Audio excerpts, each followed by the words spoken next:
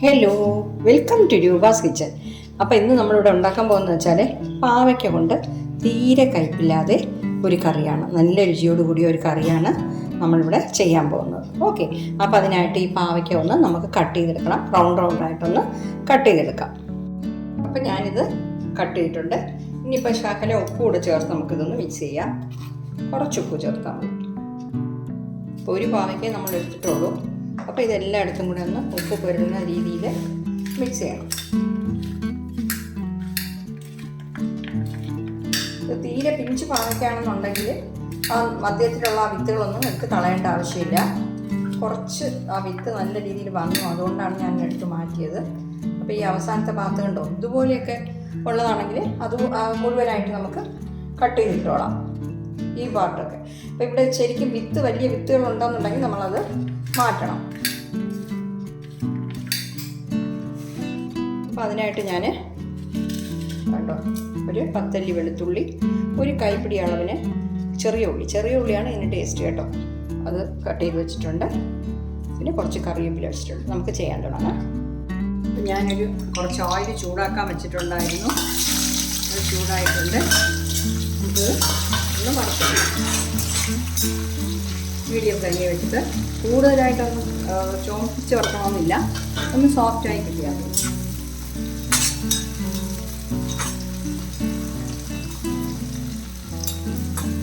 ഇത് ഈ വറുത്ത എണ്ണ കളയുകയാണ് ചെയ്യുന്നത്. എന്ന് വെച്ചാൽ ഈ പാവയ്ക്കയുടെ കയ്പ്പ് ചിലപ്പോൾ ആ എണ്ണയിൽ കാണും, അതുകൊണ്ട് ഈ എണ്ണ എടുക്കണ്ട. നമ്മുടെ പാവയ്ക്കയുടെ നിറം കുറച്ച് മാറിയിട്ടുണ്ട്. ഫ്ലെയിം കുറച്ചിട്ട് നമുക്ക് എണ്ണയിൽ മാറ്റാം.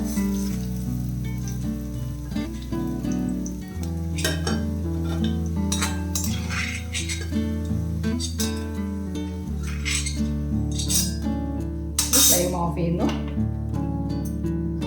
ഞാനൊരു പാൻ ചൂടാക്കാൻ വെച്ചിട്ടുണ്ട്. 2 സ്പൂൺ ഓയിൽ ഒഴിച്ചു കൊടുക്കാം. ഓയിലൊന്ന് ചൂടാകട്ടെ. ഓയിൽ ചൂടായിട്ടുണ്ട്. കുറച്ച് കടുക് ഇട്ട് കൊടുക്കാം. എന്നിട്ട് കുറച്ച് ജീരകം ഇട്ട് കൊടുക്കാം. 2 ടീസ്പൂൺ മതി കേട്ടോ. ഒരു 1/4 ടീസ്പൂൺ ഉലുവ ഇത്ര ഇട്ട് കൊടുത്തിട്ടുണ്ട്.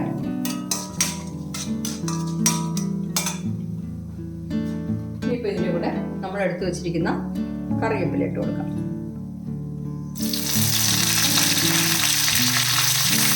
വെളുത്തുള്ളി അരി ചേർക്കുന്നു. അതിൻ്റെ കൂടെ തന്നെ ഈ ഉള്ളി കട്ട് ചെയ്തത് അതും ഇട്ട് കൊടുക്കാം. ഒരു 10-20 ഉള്ളി, ഒരു 15-20 വേണം കേട്ടോ. അപ്പോൾ ഇത് നല്ല രീതിയിലുള്ള വഴണ്ടിട്ടുണ്ട്. നമുക്കൊരു മുളകും കൂടെ ഇട്ട് കൊടുക്കാം. വറ്റൽമുളക് ആദ്യം ഇടാനായി വിട്ടുപോയി.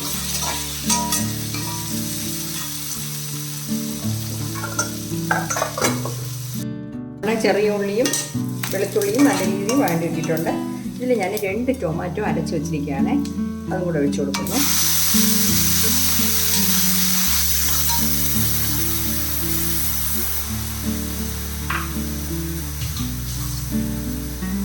ടൊമാറ്റോ കുറച്ച് വഴറ്റണം. അതിൻ്റെ പച്ച മണമൊന്ന് മാറണം.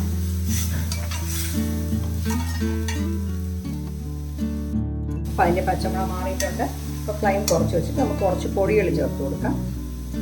ഒരു 1/2 ടീസ്പൂൺ മഞ്ഞൾപ്പൊടി, പിന്നെ വന്നിട്ട് 1 ടേബിൾ സ്പൂൺ മുളക് പൊടി കേട്ടോ. ഇത് വന്നിട്ട് കാശ്മീരി ചില്ലിയാണ്, 1 ടേബിൾ സ്പൂൺ. പിന്നെ വന്നിട്ട് 1 ടേബിൾ സ്പൂൺ മല്ലിപ്പൊടി ഇട്ടുണ്ട്. ഒരു 1/2 ടീസ്പൂൺ കായപ്പൊടി ശകലം ചേർക്കണം ഈ കറിക്ക്. 1/2 ടീസ്പൂണേക്കാളും കുറച്ചാണ് ചേർത്തത്. അപ്പോൾ ഈ പൊടികളുടെയൊക്കെ പച്ചമണം ഒന്ന് മാറണം.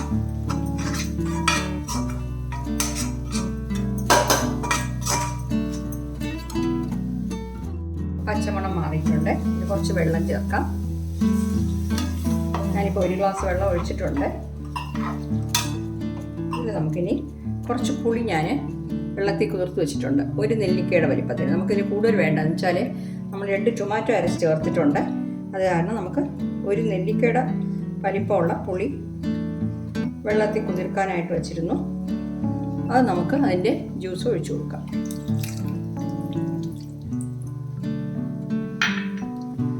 ഇനിയിപ്പോൾ ഇത് കുറച്ച് ഉപ്പും കൂടി ചേർക്കണം. ചേർത്തിട്ട് നമുക്ക് ടേസ്റ്റ് നോക്കാം.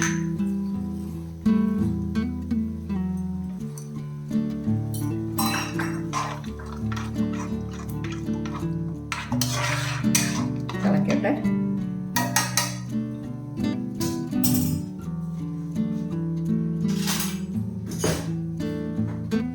ഉപ്പ് കറക്റ്റാണോ നോക്കാം.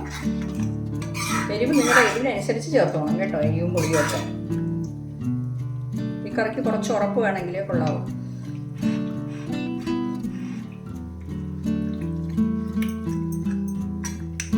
പുളി എരിവൊക്കെ മതി, ശകലം ഉപ്പ് വേണ്ടി വരും.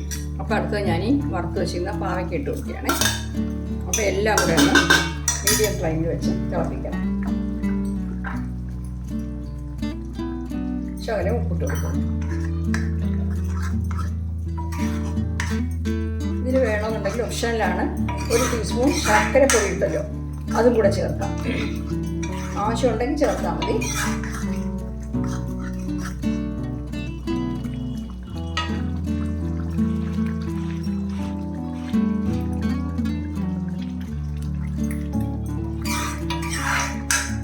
ഉപ്പൊക്കെ കറക്റ്റായിട്ടുണ്ട്.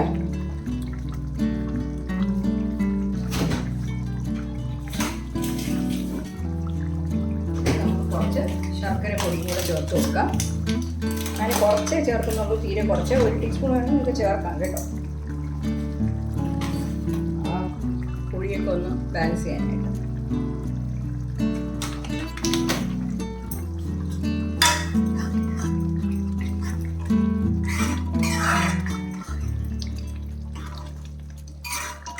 കറിവേപ്പിലയൊക്കെ നമ്മൾ ശരിക്കും ചേർത്തിട്ടുണ്ട്.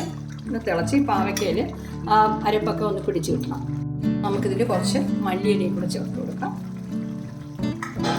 മതി, തിളച്ചത് മതി. അതിന് ഫ്ലെയിം ഓഫ് ചെയ്യുന്നേ. അപ്പോൾ ഈ വെളുത്തുള്ളിയുടെയും ചെറിയ ഉള്ളിയുടെയും നമ്മളിട്ട കായപ്പൊടി എല്ലാം കൂടെ ചേർന്നിട്ട് നിങ്ങൾക്ക് കുറച്ചുകൂടെ ഗ്രേവി വേണം, കുറച്ചുകൂടെ ജ്യൂസായിട്ട് വേണമെന്നുണ്ടെങ്കിൽ ശകലം വെള്ളം കൂടെ ചേർക്കാം കേട്ടോ. അപ്പം നല്ലൊരു കറിയാണ്.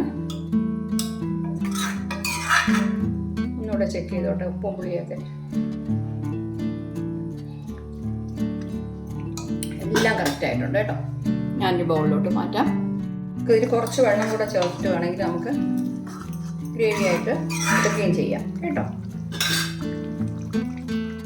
അപ്പോൾ കണ്ടോ, ഇവിടെ പാവയ്ക്കുണ്ട്. തീരെ കയ്പില്ലാത്ത കറി സൂപ്പറായിട്ട് കിട്ടിയിട്ടുണ്ട്. ഇത് നമുക്ക് ദോശയ്ക്ക്, ഇഡ്ഡലിക്ക്, പലഹാരത്തിൻ്റെ കൂടെ എല്ലാം എടുക്കാം കേട്ടോ. ചോറിൻ്റെ കൂടെയൊക്കെ കഴിക്കാൻ നല്ലൊരു കറിയാണ്. കയ്പേ കാണത്തില്ല, കൊച്ചു കുട്ടികൾ പോലും കഴിച്ചോളൂ. ഓക്കെ, അപ്പോൾ എല്ലാവരും ഒന്ന് ട്രൈ ചെയ്ത് നോക്കണം കേട്ടോ. നോക്കിയിട്ട് നിങ്ങളുടെ ഫീഡ്ബാക്ക് ഒന്ന് അറിയിക്കണേ. Thank you.